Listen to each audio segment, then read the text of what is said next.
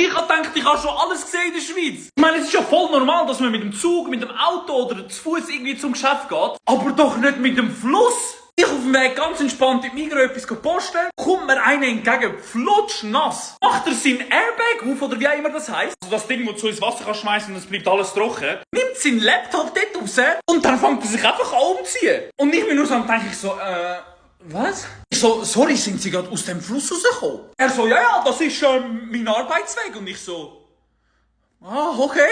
Voll perplex irgendwie. Also ich meine, ich weiss, dass irgendwo in Zürich an der Limmat irgendwie Leute gehen baden während der Mittagspause. Ehrlich gesagt, habe ich auch gemacht während meiner Lehre. Ganz einfach, beste Leben, wirklich.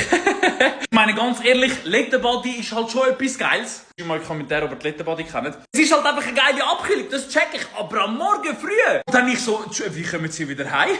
Und er einfach wirklich ohne nichts. Also das laufe ich jetzt wieder den Berg drauf nachher. Ja, es sind etwa nur so 6 Kilometer. Und ich so, und das machen Sie jeden Tag? Und er so, ja, das mache ich jeden Tag, jeden Morgen. Es ist aber noch erfrischend. Dann sagt er noch, ja, das spart er sich Dusche am Morgen. Und ich so, ja, Geld sparen, hä? Ja.